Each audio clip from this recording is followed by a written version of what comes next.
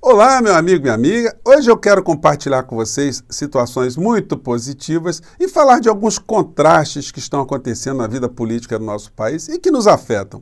Sejam bem-vindos a mais um Portal do José.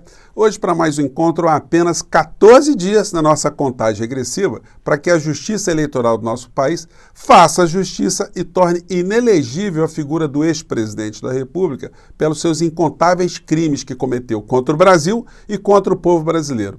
Vou conversar com vocês também sobre algumas situações muito interessantes, mas antes de mais nada, quero convidar você que está chegando agora ao nosso portal pela primeira vez, a se inscrever aqui conosco. Você que é muito bem-vindo, é muito bem-vinda. Conheça também os nossos outros vídeos. Se você gostar, compartilhe, recomende e venha participar das nossas atividades, mandando o seu comentário, dando o seu joinha, participando das nossas enquetes, que de vez em quando eu faço aqui no nosso portal, e também participando dos nossos chats, que todos os dias eu abro aqui entre 5 horas e 5 e meia, para trocar uma ideia com vocês ao vivo antes de entrarmos no ar. E se puder também, se inscreva no nosso clube de membros, que é uma ferramenta adicional que o YouTube coloca à disposição das pessoas que curtem os canais, que querem incentivar, querem apoiar, para que você também participe e você se inscreva, tá bom? Então estão todos convidados.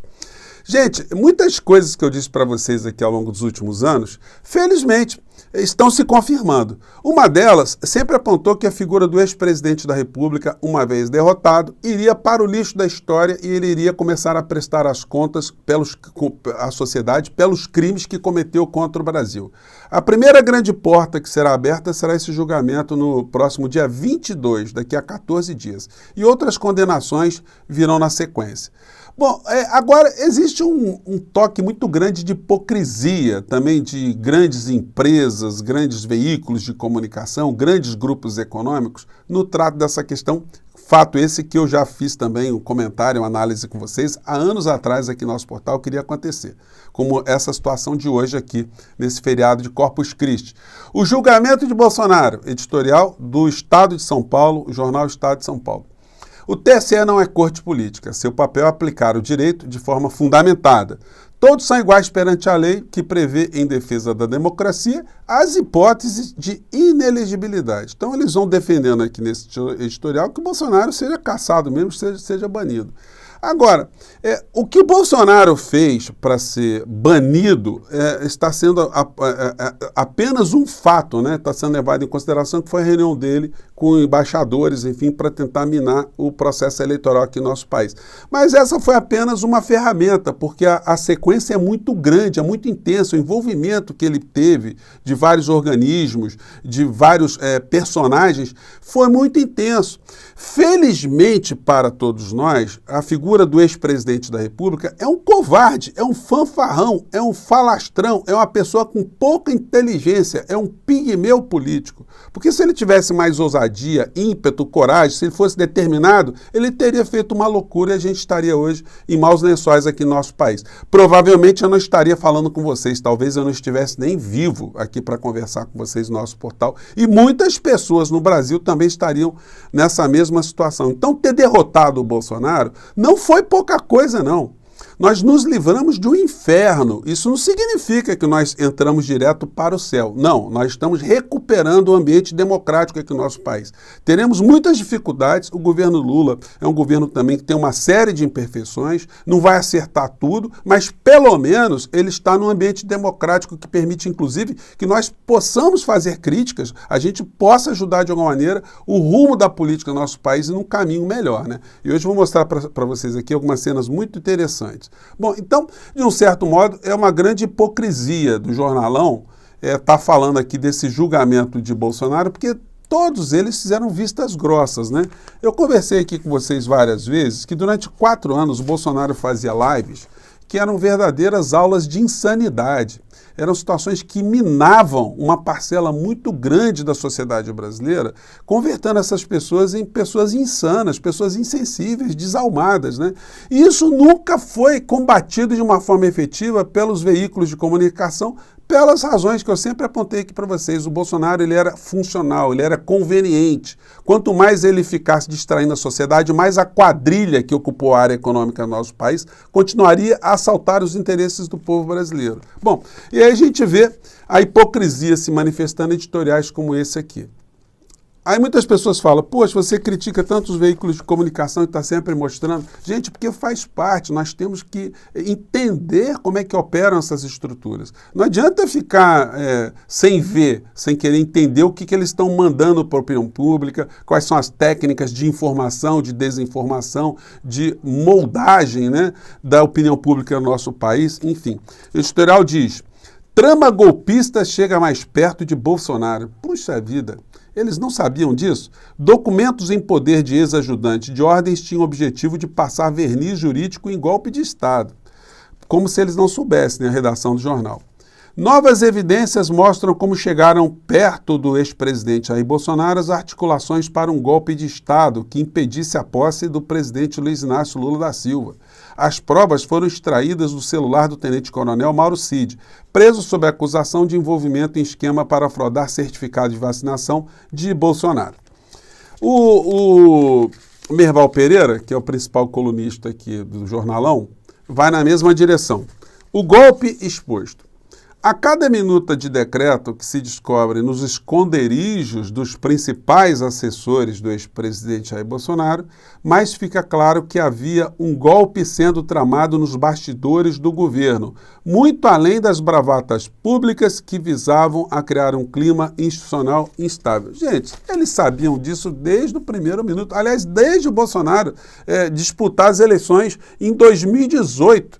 O passado de Bolsonaro nunca foi exposto para a sociedade brasileira, nunca foi mostrado assim quem era o personagem, como ele colocou a família toda, como ele fez uma série de artifícios, como, por exemplo, colocar um filho no domicílio eleitoral fora do Rio de Janeiro para não disputar a eleição junto com ele, que ele disputou a eleição para deputado federal no Rio de Janeiro e colocou o filho no endereço Mandrake, o do Bananinha, para disputar as eleições no estado de São Paulo, numa fraude evidente, né, uma fraude ideológica do local de domicílio, justamente para colocar o filho, para o filho se locupletar no mundo da política também.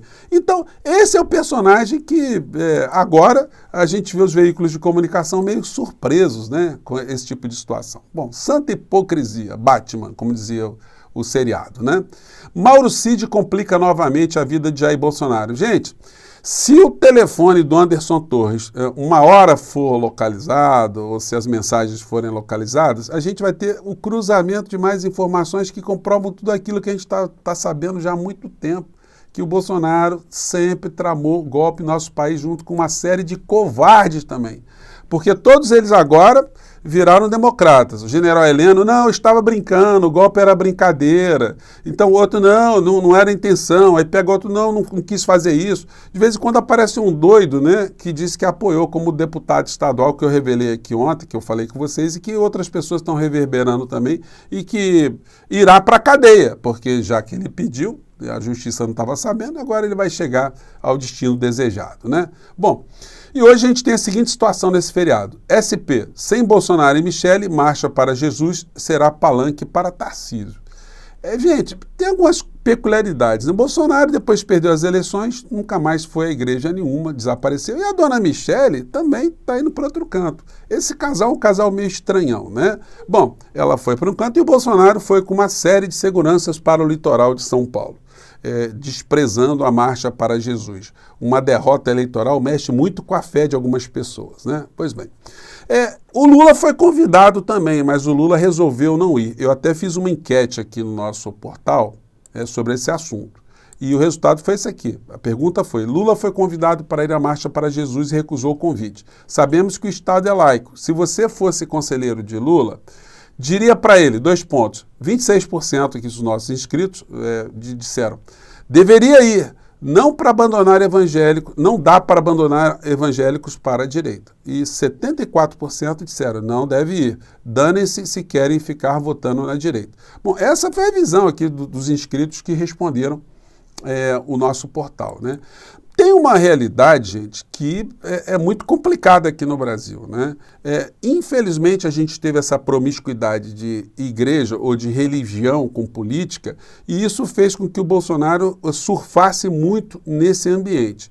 Eu entendo que a justiça eleitoral do nosso país deveria tornar inelegível todo político que participasse desse tipo de atividade religiosa. Se o político ele tem fé, ele quer ir na sua igreja, quer ir na sua sinagoga, no seu templo, essa é uma questão que ele deve fazer de uma forma reservada e não fazer uma micareta, não fazer um proselitismo disso, porque isso é campanha eleitoral descarada e deslavada antes do prazo. Então a Justiça Eleitoral do Brasil vai ter que se debruçar sobre essas questões de uma forma mais efetiva, mandar notificações para esses políticos, porque ele está ali não é para professar fé nenhuma não, está ali para vender seu peixe, para ganhar voto no final da história, vamos falar o português claro, né? Então, essas são as situações que estão acontecendo no dia de hoje. Já falei aqui da nossa enquete, continua aberta, né? E aí, gente, o contraste das situações, né? Ontem, o presidente Lula, ele teve numa inauguração de um novo veículo, né? Da montagem de um novo veículo na fábrica lá em Pernambuco, né? No interior de Pernambuco, na cidade paulista, né? Aliás, cidade de Goiânia. Eu sempre me confundi, né? A fábrica é de Goiânia, mas Goiânia é um município do estado de Pernambuco, né? Depois tem a universidade, o Instituto de Educação Paulista, que também é em Pernambuco, né? Então, o presidente Lula, ele foi recebido lá na fábrica de uma forma absolutamente efusiva, né? Gerados na produção dos veículos. Aí tem um negócio, aqui é a matéria gerada pela TV Brasil. Até dá um toque, né? Quando vocês estiverem fazendo a cobertura, não fale em cima das manifestações do povo, fica abafando. A gente quer saber a reação das pessoas, né? Mas aí o locutor não deixa, né? Então a gente tem que prestar atenção aqui. Mas tem uns espaços aqui que dá para a gente perceber como é que estava a emoção do ambiente. Caminhados para um local chamado Ilha Ecológica. E lá é feito todo o tratamento necessário dos diferentes materiais residuais da produção dos automóveis. E aí o Lula foi chamado ao lado do presidente da empresa, né, da montadora aqui, para tirar a capa do veículo que vai começar a ser montado aqui no Brasil. E a correta destinação. E agora é o momento, então, em que o presidente Lula, juntamente com os funcionários da empresa, vai retirar ali o tecido que cobre o veículo inaugural desta nova linha de produção deste polo automotivo. Está aí, portanto, é uma picape, é o 5º modelo a ser montado nesse polo automotivo de Goiânia, no estado de Pernambuco. Aí o povo faz uma festa danada, né? Gente, eu acompanhei, tá? Foi muito interessante, teve muitas cenas ali interessantes, o Lula por ter sido metalúrgico, enfim. E os grandes veículos de comunicação não mostraram isso nos principais telejornais. E aí, por isso que eu digo para vocês, o presidente da República ele tem que fazer lives, ele tem que levar ali os personagens principais para falar do que está acontecendo, então, para ouvir a sociedade, abrir um canal para escutar perguntas, queixas, críticas, sugestões, enfim. E um outro evento também, que a gente não viu cenas, foi a ida do presidente Lula também em Pernambuco, no Instituto Federal de Educação lá em Pernambuco.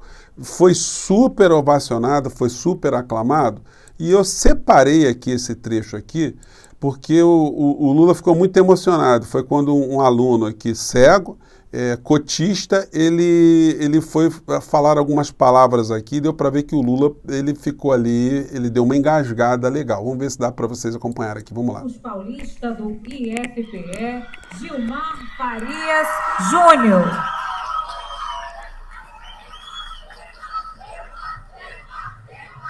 Tá bem no cantinho do vídeo, acho que dá para vocês verem. Todos. Bom dia ao senhor presidente da República, o ministro da Educação, Camilo Santana, e a primeira-dama, Janja. Presidente, são poucas palavras, mas eu vou falar aqui. Presidente, eu me sinto muito lisonjeado, muito feliz de estar aqui nesse colégio. Eu sinto que foi uma porta aberta para minha pessoa, não somente para minha pessoa, mas como uma colega minha que eu tenho, chamada Vitória. Estamos muito lisonjeados pelas leis das cotas, que, acredito eu, Acredito eu que se não fosse essas leis, a gente nem estaria aqui.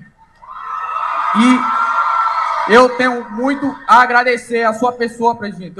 Sinceramente, eu me sinto feliz pela sua presença aqui.